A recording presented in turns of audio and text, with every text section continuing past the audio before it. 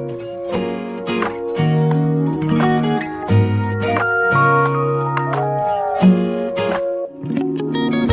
볼까 봐 겁이 나서 하루를 또 망친. Assalamualaikum warahmatullahi wabarakatuh.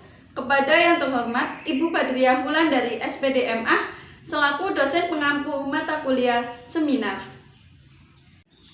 Perkenalkan, nama saya Latifah Wijianti dari Program Studi Pendidikan Bahasa dan Sastra Indonesia 2017A, Fakultas Pedagogi dan Psikologi Universitas PGRI Wiranegara Pasuruan. Di sini saya akan mempresentasikan seminar hasil proposal dengan judul Interferensi Morfologis Gelar Wicara Catatan Mata Najwa dalam Pembahasan COVID-19.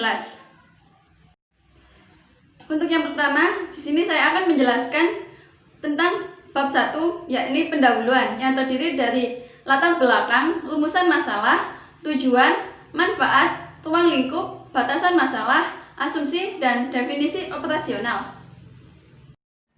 Selanjutnya yaitu latar belakang. Latar belakang dalam penelitian ini yakni seiring berkembangnya zaman teknologi informasi yang memberikan dampak sangat kuat dalam berbagai aspek kehidupan. Salah satunya yaitu penggunaan bahasa di berbagai media teknologi informasi yang terdiri dari beragam bentuk, diantaranya media elektronik dan lain sebagainya. Dalam penggunaan bahasa dapat dikatakan baik dan benar apabila seorang pembicara menggunakan bahasa tersebut sesuai dengan kondisi pembicara, baik secara lisan maupun secara tulis. Dalam sebuah pembicaraan terdapat beberapa faktor yang dapat mempengaruhi pemakaian bahasa secara baik dan benar. Di antaranya yakni siapa yang berbicara, mitra tutur pembicara, tujuan pembicaraan, dan lain sebagainya. Dalam penelitian ini, peneliti mengambil interferensi morfologi yang terjadi dalam pembentukan kata afiks. Afiks-afiks yang terdapat pada suatu bahasa digunakan untuk membentuk kata dalam bahasa lain. Peneliti tertarik untuk melakukan penelitian dengan judul Interferensi Morfologis pada Gelar Wicara Catatan Mata Najwa dalam Pembahasan COVID-19, yaitu karena sering terjadinya interferensi yang diucapkan oleh penutur, baik yang disengaja maupun tidak disengaja. Penelitian ini akan fokus pada analisis data terhadap interferensi morfologis yang diucapkan oleh moderator, yaitu Najwa Shihab, dan tamu yang diundang dalam gelar wicara catatan mata Najwa dalam pembahasan COVID-19. Selanjutnya yang kedua yaitu ada rumusan masalah. Rumusan masalah dalam penelitian ini yaitu bagaimana interferensi morfologis yang terdapat pada gelar wicara catatan mata Najwa dalam pembahasan COVID-19. Selanjutnya yang ketiga ada tujuan. Tujuan dalam penelitian ini yakni untuk mengetahui interferensi morfologis yang terdapat pada gelar wicara catatan mata Najwa dalam pembahasan COVID-19. Kemudian yang keempat ada manfaat. Manfaat dalam penelitian ini terbagi menjadi dua, yakni manfaat secara teoritis dan manfaat secara praktis. Manfaat secara teoritis dalam penelitian ini yaitu secara teoritis, penelitian ini diharapkan dapat bermanfaat memberikan kontribusi pemikiran dalam bidang bahasa, terutama yakni dalam bidang morfologi. Kemudian manfaat secara praktis. Secara praktis, hasil penelitian ini diharapkan dapat menambah pengetahuan maupun pemahaman bagi pembaca dan bagi peneliti sejenis mengenai interferensi yang dihasilkan pada gelar wicara di salah satu acara televisi maupun di acara yang lainnya. Kemudian selanjutnya yaitu ada ruang lingkup. Penelitian ini dilakukan dengan meliputi ruang lingkup yang terbatas hanya pada gelar wicara catatan mata Najwa dalam pembahasan COVID-19. Kemudian batasan masalah.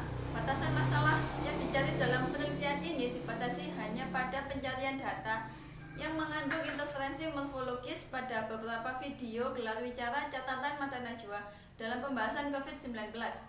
Kemudian ada asumsi. Pada saat ini interferensi dapat terjadi dalam bahasa lisan maupun bahasa tulis.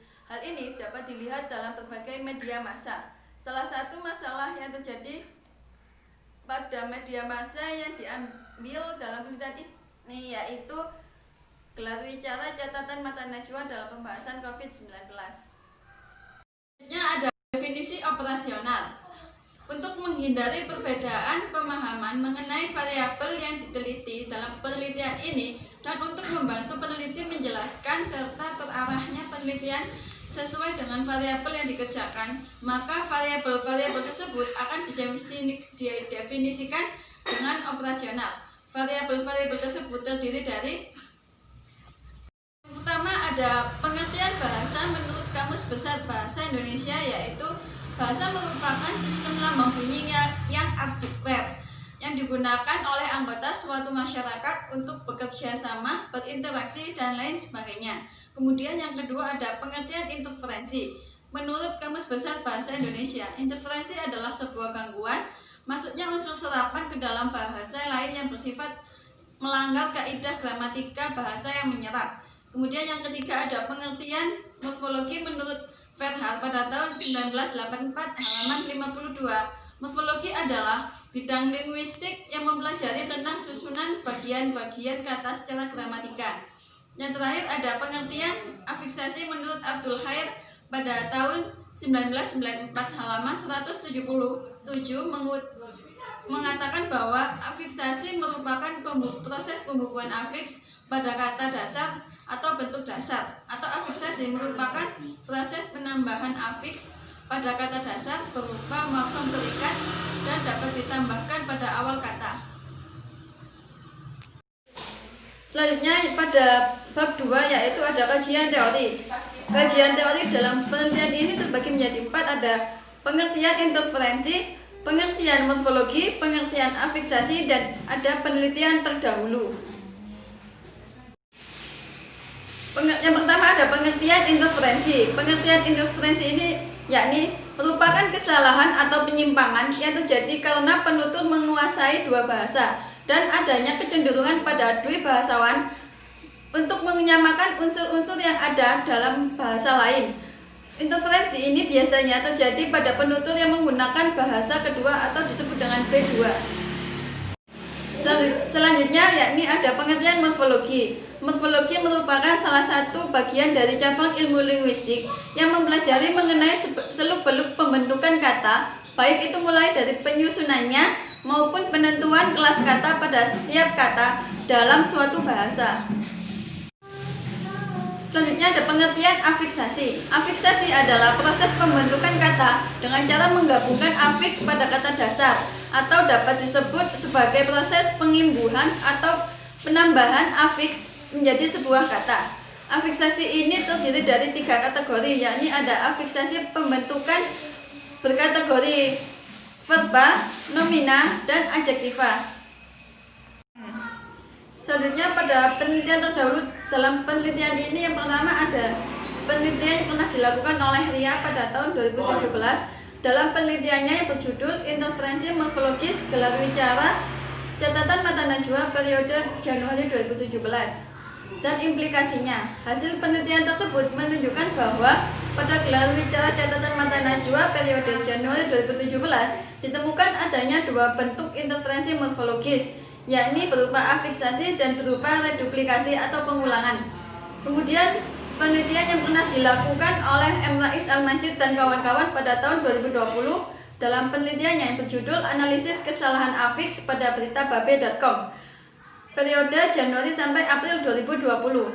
Hasil penelitian tersebut menunjukkan bahwa terdapat kesalahan afiksasi, di antaranya yang pertama yakni ada prefiks, yang kedua ada sufiks, dan yang ketiga ada konfiks. Kemudian penelitian yang pernah dilakukan oleh Vindi pada tahun 2016 dalam penelitiannya yang berjudul Interferensi Morfologis dan Sintaksis Bahasa Jawa dalam Bahasa Indonesia pada tuturan dalam sinetron Pesantren Rock and Roll di SCTV. Hasil penelitian tersebut menunjukkan bahwa wujud interferensi morfologi dan sintaksis serta faktor penyebab timbulnya interferensi bahasa Jawa dalam bahasa Indonesia pada tuturan sinetron Pesantren Rock and Roll di SCTV. Kemudian pada bab 3 ini ada 2, yakni ada metode penelitian dan pedoman instrumen penelitian. Selanjutnya ada metode penelitian. Metode penelitian ini meliputi yang pertama ada jenis penelitian. Jenis penelitian ini termasuk jenis penelitian deskriptif kualitatif. Kemudian ada data penelitian. Data penelitian ini ada data primer dan data sekunder. Data primer dalam penelitian ini berupa tuturan yang dihasilkan oleh moderator dan tamu undangan dalam gelar wicara catatan mata najwa. Kemudian data sekunder. Data sekunder ini tuturan interferensi morfologis yang dihasilkan oleh moderator dan tamu yang diundang pada gelar wicara catatan mata najwa dalam pembahasan COVID-19. Selanjutnya sumber data. Sumber data dalam penelitian ini yaitu berupa tuturan yang diucapkan oleh pembicara atau moderator yakni Najwa Shihab dan tamu undangan pada gelar wicara catatan mata najwa dalam pembahasan COVID-19. Kemudian teknik atau prosedur pengumpulan data. Teknik atau prosedur pengumpulan data dalam penelitian ini yaitu dengan cara mengumpulkan beberapa video dari catatan mata najwa dalam pembahasan COVID-19. Kemudian video tersebut ditranskripsikan dan dipilah berdasarkan keperluannya. Berikut ini adalah daftar pustaka yang digunakan dalam penelitian ini dengan judul Interferensi Morfologis pada Gelar Wicara Catatan Mata Najwa dalam Pembahasan COVID-19.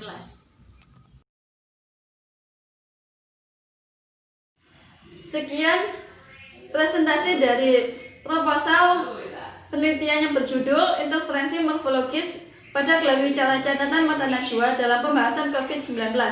Terima kasih dan mohon maaf apabila terdapat kesalahan. Wassalamualaikum warahmatullahi wabarakatuh.